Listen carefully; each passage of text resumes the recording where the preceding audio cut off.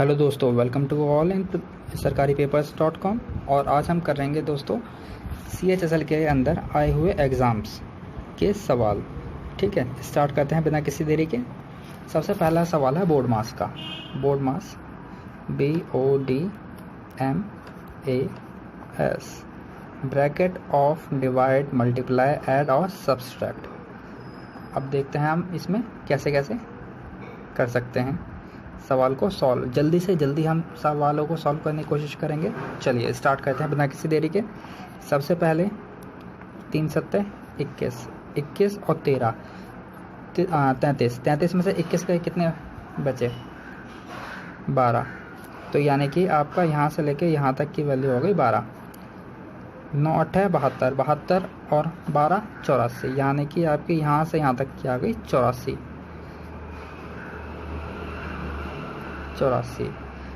89 और 84 में कितने का डिफरेंस है? 5 का। तो यहाँ तक का आंसर आ गया 5। 90 को 5 से भाग दिया तो आपका आ गया 18। तो यानी कि यहाँ से यहाँ तक का आ गया आपका 18। और 18 में और -15 इन दोनों में अंतर देखा तो आ गया आपका 3 पॉजिटिव। तो आपका आंसर नंबर 3 हो गया है। चलिए स्टार्ट करते हैं अगला सवाल। अगला सवाल है Richa travel A to B 15 kilometre की रफ्तार से, उसके बाद B to C 20 किलोमीटर प्रति घंटा की रफ्तार से, और C से D जाती है 30 किलोमीटर प्रति घंटा की रफ्तार से। अगर A, B, B, C और C, D तीनों का डिस्टेंस इक्वल है तो एवरेज स्पीड बताइए। एवरेज स्पीड सबसे सिंपल फॉर्मूला मैं आपको बता दे रहा हूँ। जो चाल होती है वो बराबर डिस्टेंस अपॉन टाइम। ठीक है, अब इसी को मैं आपको इसमें लगा के दिखाता हूँ। आप इसका एलसीएम ले लीजिए 15, 20 और 30 का। अगर आप 15, 20 और 30 का एलसीएम लेंगे तो आपको मिलेगा 60। ठीक है, 3 से गुणा करें, 60 से मल्टीप्लाई करें अपॉन में। 60 किलोमीटर चलने के लिए इसे कितना टाइम लगेगा? 15 किलोमीटर प्रति घंटा की रफ्तार से अगर 1 घंटे में 15 चल रहा है तो 60 के लिए आएगा वो 4 घंटे प्लस 20 के हिसाब से लगेंगे 3 घंटे 20 किलोमीटर की रफ्तार से। और अगर 30 किलोमीटर प्रति घंटा की रफ्तार से चलेगा जो सबसे तेज़ है वो उस हिसाब से चलेगा, ये 2 घंटे में 60 किलोमीटर कवर कर लेगा। बस आपको इतनी ही कैलकुलेशन करनी है। ज़्यादा से ज़्यादा आपके 20 सेकंड से ज़्यादा आपको नहीं लगेंगे इसके अंदर। 36 18 180 और अपॉन में क्या आ जाएगा आपका? 4 और 3 7 और 2 9। तो 180/9 आपका डायरेक्ट आंसर आएगा 20। बस इतने में आपका आंसर आ चुका है। अब स्टार्ट करते हैं अगला सवाल। अगला सवाल है आपका राम सोल्ड ए मोटरसाइकिल जो कि उसने बेची है 70,000 में 25% प्रॉफिट पर। अगर उस मोटरसाइकिल के ऊपर उसे 30% का प्रॉफिट चाहिए था तो उसे कितने बेचनी चाहिए थी अपनी मोटरसाइकिल? सिंपल एक फंडा बता दे रहा हूँ, उसके अंदर रखिए, कैलकुलेशन करिए और कैलकुलेशन भी बहुत हल्की होगी। ठीक है, आप 70,000 यहाँ रखें, सीधा गुणा वो कितना परसेंट प्रॉफिट कमा रहा है 70,000 के ऊपर? 25। तो 100 में 25 जोड़ दिए 125 और उसे चाहिए कितने का? 30% का प्रॉफिट, यानी 100 में 30 जोड़ के 130। बस अब जैसे इसकी कैलकुलेशन पूरी करेंगे आपका डायरेक्ट आंसर आ जाएगा। अगर आपको कैलकुलेशन पूरी नहीं करनी तो उसके लिए भी एक तरीका है। सबसे सिंपल तरीका बता दे रहा हूँ। 5 से काटा, ये आ गया 25 और यहाँ से काटा 130 को, ये आ गया 26। अगर आप 26/25 निकालेंगे तो आपका आएगा 1.04। ठीक है, अब आप इसमें मल्टीप्लाई करें। 7,000 की 1.04 में अगर आप मल्टीप्लाई करेंगे तो आपका क्या आएगा? 7 चौक 28 और 7 एकम 7 और 3 0 की 2 0 आपकी यहाँ आ गई, यानी आपको मिला है 72,800। अगर आपको कैलकुलेशन समझ में ये वाली नहीं आई तो आप अपने हिसाब से कर लीजिएगा। बस आपको कहाँ तक करना है, ये आपका आएगा 70,000 × 130/125। बस अगर इसी को और ज़्यादा मॉडरेट कर दे तो क्या कर देगा, 25% प्रॉफिट की जगह 25% लॉस करवा देगा। तो उस कंडीशन में 125 की जगह 100 में से आप 25% लॉस करेंगे तो यानी कि आपका आ गया 75, तो 125 की जगह 75 आ जाएगा। ठीक है, बस इसी तरीके से आपको हेर फेर करके देगा सवाल में और आपको फंसना नहीं है। यही एक ट्रिक आपके कई सारे सवालों में चल जाएगी। अगला सवाल देखते हैं बिना किसी देरी के। अगला सवाल है आपका DI का और आपसे पूछा है the period in which profit of the company is increase fastest. अब इसमें आप सबसे पहले अंतर देखिए, सबसे सिंपल तरीका बता दे रहा हूँ। बढ़ा कहाँ कहाँ पर है, एक तो इस वाले पोर्शन में बढ़ा है, दूसरा इस पोर्शन में बढ़ा है यानी कि इन दो में, और तीसरा बढ़ा है इन दो में। बस अब कितना बढ़ा है, 45 से 55 हुआ है आपका, यानी कि आपका बढ़ा है 10।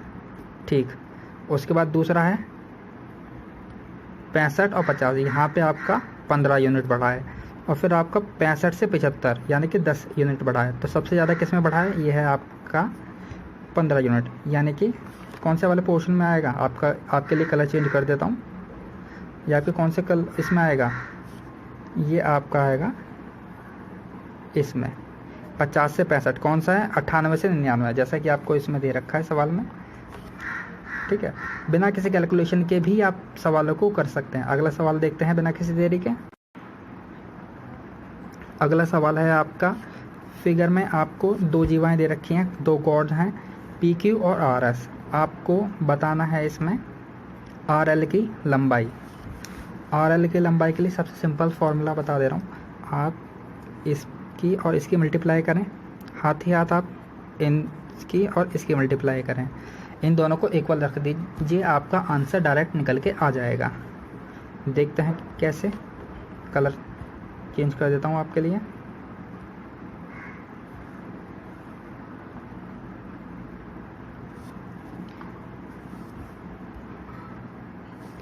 नौ की अगर आप 4 में मल्टीप्लाई करेंगे तो क्या आएगा, 9 चौक 36 गुना, अगर 6 की आप RL में गुणा करेंगे, यहाँ पे आपको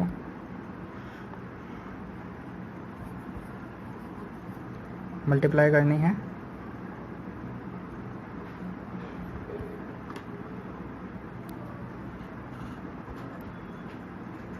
दोबारा लिख देता हूँ, ज़्यादा समय नहीं लगेगा। 9 चौक 36, आपका 36 किसके बराबर होगा, 6 मल्टीप्लाई बाय RL, 6 कम 6 6 36, तो RL की वैल्यू होगा 6।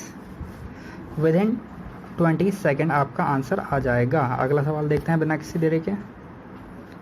काफ़ी बेहतरीन सवालों में से एक है ये, और काफ़ी टाइम कंज्यूमिंग सवाल भी है ये, हाथों हाथ ये भी आपको बता दूं मैं। इस फिगर के अंदर आपको निकालना है ACD, और ACD कहाँ है, ACD, ये वाला आपको एंगल निकालना है। इसके अंदर दो थ्योरम लगा रखी हैं और दोनों थ्योरम आपको बता देता हूँ। सबसे पहली थ्योरम है कि अगर कोई जीवा ये अगर मान लेता हूँ ये कोई व्रत है, इस व्रत की एक जीवा से अगर हम दो कोण डालेंगे, एक तो व्रत की परिधि पर और दूसरा हम डालेंगे व्रत के केंद्र पर, तो केंद्र पे बनने वाला कोण हमेशा डबल होगा, कहाँ के, परिधि पर बनने वाले कोण के। अगर ये 1 यूनिट है तो ये आपका 2 यूनिट हो जाएगा। ठीक है, और इसी हिसाब से अगर हम कैलकुलेट करते हैं तो AOB 118 आपको दिया है, AOB आपको 118 दिया है, और आपको ABC निकालना है, तो 118 का आधा कर दीजिए 59। बस इतनी ही कैलकुलेशन थी, इससे ज़्यादा कैलकुलेशन थी ही नहीं। और अगर कोई स्पर्श रेखा इस तरीके से है और इसी पॉइंट पे ये आपकी जीवा और ये दूसरी जीवा जहाँ ये मिलती है, तो जो ये वाला कोण होगा जो 59 निकला है, वही कोण आपका ACD भी होगा। बस इतना ही सवाल था, इससे ज़्यादा सवाल नहीं था। अगला सवाल देखते हैं। M is the circumcenter of ABC। M is the circumcentre of A B C with the circumradius, यानी कि एक कोई आपको विड्थ दे दिया। आपको काफ़ी अच्छा समझाने के लिए डायग्राम बना देता हूँ। ये सेंटर है, सेंटर का नाम रख लेता हूँ मैं एम। त्रिभुज है ए बी सी, ये आ गया एल। सरकम रेडियस कितनी है 15, तो यानी कि आपकी यहाँ से यहाँ तक, यहाँ से यहाँ तक, और ये तीनों के तीनों 15 हैं। आप कलर चेंज कर लेता हूँ।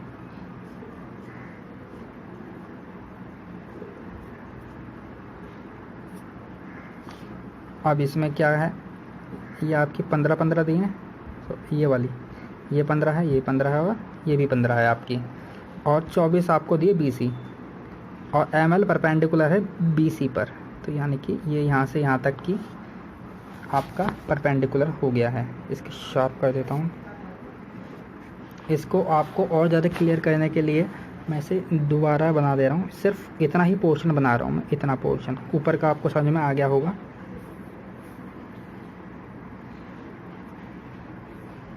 ये M है, ये L है, ये B और ये BC है। ठीक है, ये 90 डिग्री का कोण बनना है, और आपको दे रखी है BC की वैल्यू 24। अगर ये ML परपेंडिकुलर है तो ये भी आपकी 12 हो गई, और आपकी ये भी 12 हो गई। अगर ये और ये आपकी 12 है, और यहाँ पे आपको दे रखा है 15, तो आप इसमें पाइथागोरस ट्रिपलेट लगा लें, नंबर 1। दूसरा ऑप्शन आपके पास क्या है, आपने 3 4 5 का ट्रिपलेट सुना होगा। किसका? 3 4 और 5 का। ये प्रपोर्शनेट है। 15 5 से बना है, जो 12 है वो 4 से बना है, और जो ML है वो 3 से बना है। तो 3 3 9, आपका 9 आंसर आ गया, ऑप्शन नंबर फर्स्ट। अगला सवाल देखते हैं बिना किसी देरी के। एवरेज आपको दे रखा है 25 आदमियों का एवरेज आपको दे रखा है 28। उसके बाद आपको दिया है 5 आदमी और आ जाते हैं जिनकी उम्र 25 है, तो इन सारों का एवरेज बताना है आपको। चलिए करते हैं। सबसे बेसिक मेथड क्या कहता है? बेसिक मेथड कहता है 25 × 28 ब्रैकेट में प्लस कर लो। 5 आदमियों का एवरेज है 25 बटा टोटल कितने हो गए 30 आदमी, 25 और 5 30। आप इसको सॉल्व कर लीजिए, आपका आंसर आ जाएगा। ठीक है, आपको इस मेथड से कर सकते हैं। अगर आपकी कैलकुलेशन ज़्यादा शार्प है तो कैसे काटेंगे? 5 से कम 5, 5 पंजे 25, और ये कट गया तो 6। तो आप 5 की 28 में गुणा करेंगे और प्लस करेंगे 25, और उसके बाद 6 से डिवाइड करेंगे। इतनी कैलकुलेशन की अपेक्षा अगर आप सीधा इसके अंदर एलिगेशन लगाते हैं तो आपका आंसर और ज़्यादा जल्दी आ जाएगा। कैसे आएगा? एवरेज कितना है? एक में है आपका 28, एक बाकी में आपका 25, और आदमियों की संख्या 25 और आपकी 5। ठीक है, 25 और 5 का रेशियो ले लीजिए, आपका आएगा 5:1। 5 और 1 टोटल करा 6, और ऊपर डिफरेंस कितना है इनका? 3 यूनिट। 3 यूनिट को अगर आप 6 लोगों में बांटेंगे तो हर आदमी के पास आएगा 0.5, तो यानी कि आपका यहाँ पे 0.5 दिया होगा, और यहाँ पे 2.5 दिया होगा।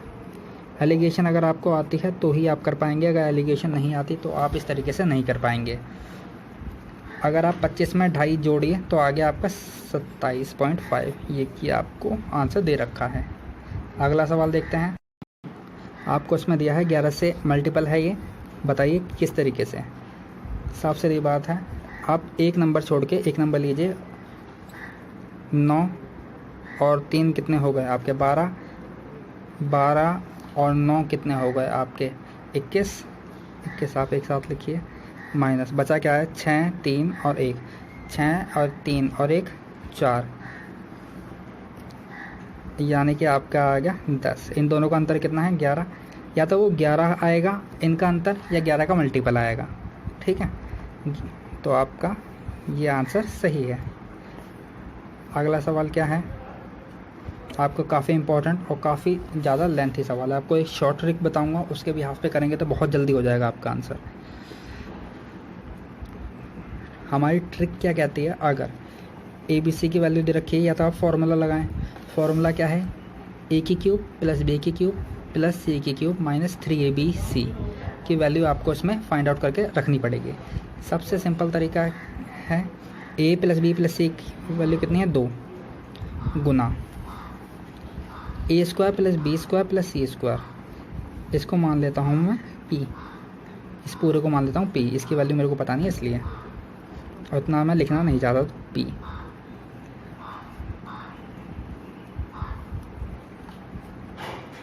ब्रैकेट में ये minus A B B C और सी ए की वैल्यू कैसे आएगी आपकी 4, ये आएगी आपकी 4,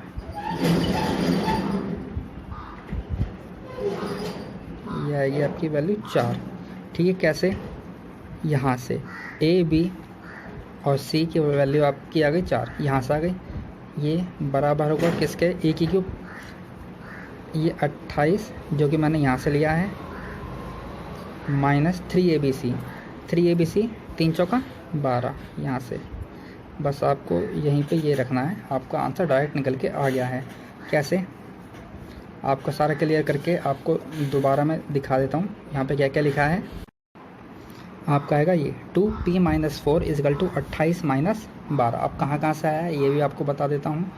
a प्लस बी प्लस सी, यहाँ से आपका आया है 2, कलर चेंज कर लेता हूँ आपकी सुविधा के लिए, यहाँ से आया आपका 2, ये यहाँ रख दिया, p आया है, मैंने इस पूरे को माना है p, उसके बाद -4, a b c से आया है आपका 4, और 28 आपको इनके क्यूब दे रखी है, ये आया है यहाँ से। अब इसके बाद आपको 12 है, इसका जो आपका ये 4 आया था, जो भी आप यहाँ पे वैल्यू रखेंगे ये वाली, इसका 3 गुना आपको माइनस करनी पड़ेगी यहाँ पे। ठीक है, इन 2 जगह पे आपको ये ध्यान रखना है बस। आप क्या डायरेक्ट पी की कैलकुलेशन करें, आपका राइट आंसर निकल के आएगा। अब कैसे? 28 और 12 अंतर कितना आया, 16।